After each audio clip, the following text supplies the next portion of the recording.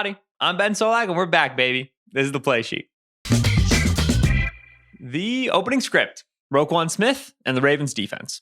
It's wildcard weekend, it's the playoffs. But even as the NFL teams look towards the postseason, they're also looking even further towards the offseason. Namely, the Baltimore Ravens, who have a wildcard weekend game upcoming against the Cincinnati Bengals, have signed the big free agent contract we were long waiting for. Linebacker Roquan Smith. 5 years, $100 million. It's a big contract, but it's the natural extension of the linebacker market. Roquan Smith has been trying to get this deal since this past summer when he was still with the Chicago Bears, holding in during training camp, trying to top those extensions signed by Fred Warner of the 49ers and Shaquille Leonard of the Colts last offseason. Roquan, like Fred Warner, like Shaquille Leonard, is a mid-20s linebacker in the top of his game, all pro qualifications to his name. He thought he should be the top of the market, and the Bears wouldn't give him that. So eventually, they traded him to the Ravens at the deadline for a second-round pick and a fifth-round pick. Now, in a vacuum, this is not exactly how you want to go about player acquisition if you're the Ravens. Usually, you want to use your draft picks to draft players. You get rookie contract players, potentially good players, on cheap deals because of the rookie wage scale. If you're going to use money, you'd rather use it in free agency or with in-house extensions instead of having to trade for a player and spend draft picks to go get him and then sign him to a top of market deal with a huge extension. That's what the Ravens did with Roquan Smith. They doubled down. They said, we're going to spend picks on you and we're going to spend free agency money on you. That's a tall order. So in order to justify that level of investment, Roquan Smith has to be a really good player for a really long time for the Ravens. And we will see what he looks like in the years upcoming. But for what we've seen this season, so far so good. Let's look at the splits. In the first 8 weeks of the season, the Baltimore Ravens were 15th in defensive DVOA. They were 10th against the pass and 22nd against the run. That's fine. It's not bad at all, especially when you consider what the Ravens were enduring. They had a big free agent signing in safety Marcus Williams. He got injured in week 5. Tyus Bowser, who's an in-house extension at edge rusher, had yet to come off IR for the season. And they had young guys as well. First-round pick Kyle Hamilton, third-round pick Travis Jones, and their defensive coordinator, Mike McDonald, a first-year DC in the NFL, needed a little bit of time to get their sea legs under them. So a lot has changed for the Ravens defense over the course of the season. I'm not going to sit here and tell you they traded for Roquan Smith and he solved every single one of their problems single-handedly. But both Smith and Bowser joined the roster in week 9. Marcus Williams came back in week 14. Kyle Hamilton moved his position to slot cornerback, started playing a lot better. Mike McDonald got more comfortable calling plays, figuring out what does and doesn't work at the NFL level. And lo and behold, the Ravens defense is a lot better. Since week 9, Ravens are 3rd now in defensive DVOA. They're still 10th against the pass, but they're 2nd against the run. And the splits with just Roquan Smith are even more eye-popping. This defense is 30th in the league in EPA per play when Roquan is off the field. When he's been on the field, they're tied for 1st. Now, Baltimore's schedule of offenses faced down the stretch this back half of the season has unquestionably been easier than it was in the first half. But you got to remember, DVOA is adjusted for opponent. So even though the Ravens have had a cushier schedule, they've still been a really solid defense. And if we want to get specific about opponents, who they have faced and who they're going to face, this wildcard weekend game is against the Bengals. And Joe Burrow, the quarterback for the Bengals, has only had 5 games this season with a negative EPA per dropback. 2 of those games have been against the Ravens. So bring in Roquan and so much of the defense starts working better. It's not just him, but he's a keystone. He's a centerpiece. He's an integral part of the defensive improvement. And we can see this with play action. So how's Roquan affecting Mike McDonald's defense? Well, let's start with what Mike McDonald's defense is. This is a match quarters team. They're going to play a lot of zone. They're going to have split field safeties, right? So it's one safety each side of the field. And then they are going to distribute coverage responsibilities post-snap. Wow, sounds very fancy. What does it mean? So here's what it means. We have 3 receivers at the top of the screen. Roquan Smith is going to be the linebacker to that side. We have Kyle Hamilton in the slot. We have an outside corner, and we have a safety, right? So we're going to have 4 players over here playing over these 3 receivers. On the backside, we have 1, 2, 3 defenders playing against these 2 receivers here. So the halves of the field are kind of split. They're each responsible for their own half, and they don't really interface too much. So who's got who?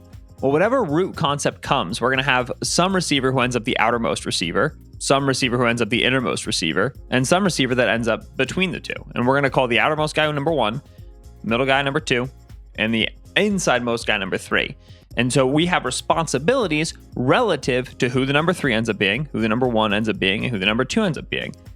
In this particular concept, motion in from Tyler Boyd, and the Bengals, knowing that the Ravens match with coverages after the snap, who ends up the most outside, who ends up the most inside, they're really going to try to screw with some stuff here. They're going to have Tyler Boyd come underneath both of these receivers and release the innermost player. They're going to have Jamar Chase work upfield and then break to the outside. And then tight end Hayden Hurst is going to initially break outside and then work back inside. So they're trying to create confusion here. You're going to have initially the outermost guy become the innermost guy. He's going to be your number 3. You're going to have initially the innermost guy become the outermost guy. He's your number 1.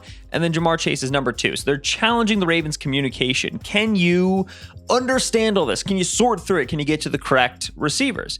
And the Ravens can. Roquan Smith is going to read out the bunch. There's my innermost receiver. I'm going to take him. And the Ravens feel comfortable with Roquan Smith, a linebacker, on Tyler Boyd. Usually, wide receiver to linebacker, that's a mismatch, but the Ravens feel okay with it. Elsewhere, watch Kyle Hamilton and Daryl Worley. They're going to interpret the releases. All right, I'm going to let Jamar Chase go because I see Joe Burrow starting to throw. Kyle Hamilton's got his eyes on the receiver. And watch how hard Hamilton closes down into the catch point.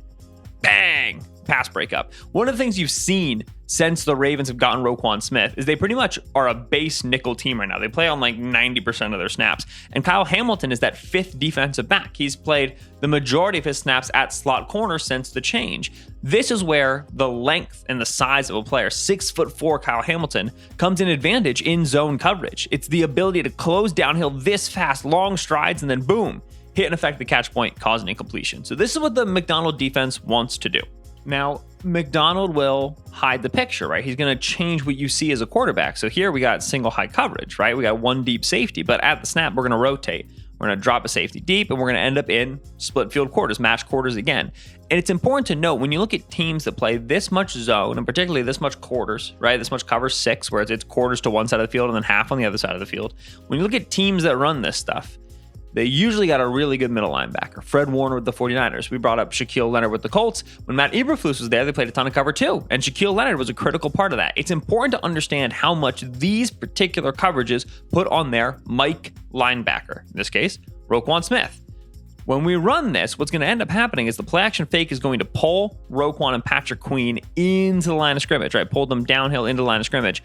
Roquan's the first to figure it out, though. Roquan knew a little bit before Patrick Queen did this is a ball fake. I got to get going. And the concept here puts the linebacker in a tricky spot.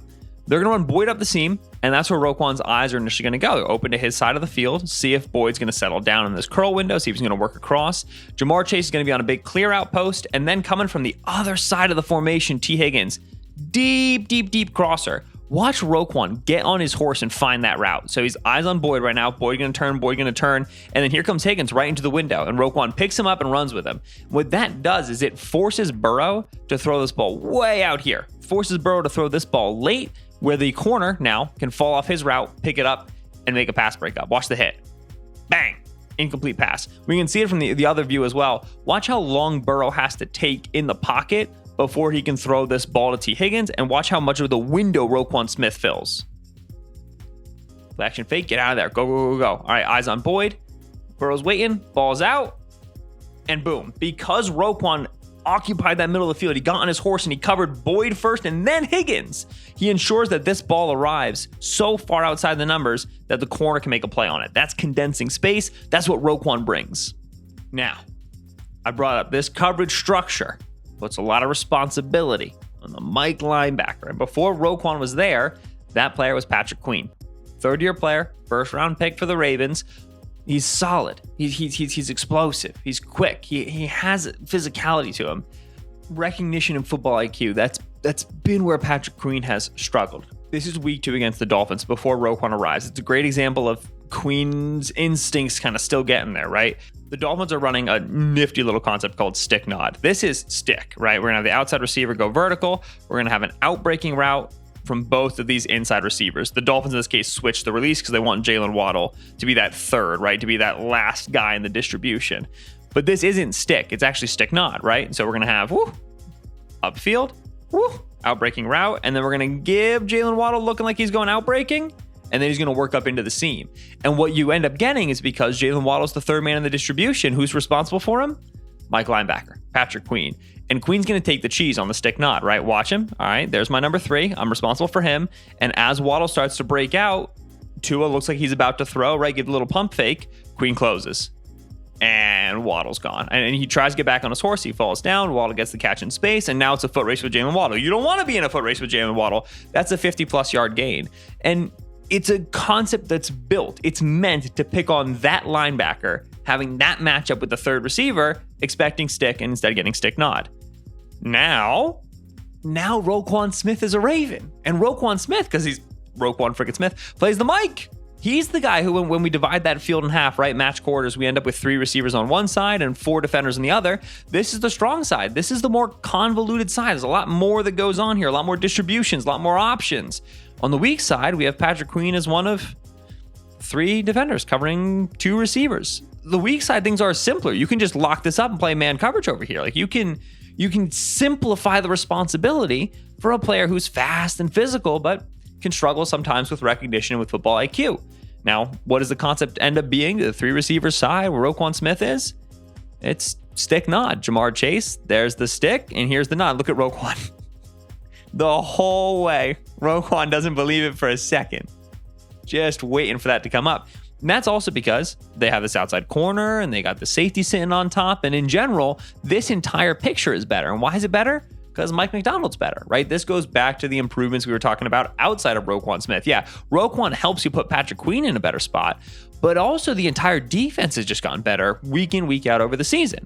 So now you have Patrick Queen one-on-one with a back, weak side. Joe Burrow's forced to check the ball down, and this is where Queen is a successful player. In space, quick close, tackle underneath, second and long. So Roquan arriving in Baltimore maximizes Patrick Queen by protecting him. Roquan can take on some of the headier responsibilities at Mike and let Patrick Queen play free and fast and flow at weak linebacker.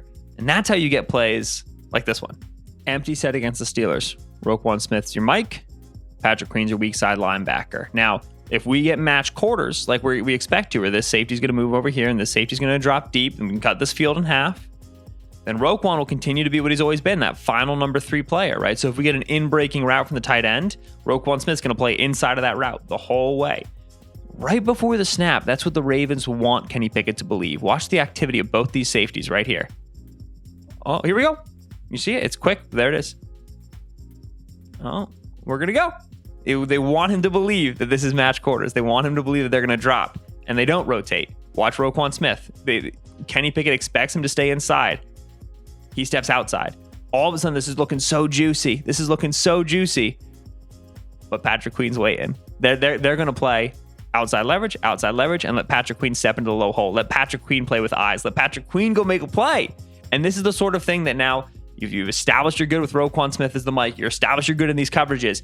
You can pitch a changeup, and you can get a bad throw into coverage. An interception for Patrick Queen. And that's that final moment of maximizing, right? That's what Roquan brings, is that he gets Patrick Queen in a better spot. He gets the changeups to coverages in a better spot. He can go cover guys all the way down the field. He is a keystone. He is a lifter. He is a rising tide that makes the players around him better. And that's a big part of the reason why Baltimore is so much better on defense. So, $1 million question. Do the Ravens beat the Bengals on Sunday? $1 answer. I don't know, because I don't know if Lamar is playing yet. And if Lamar isn't playing, I don't think the Ravens have a shot. They need him on offense. Let's say he is, though.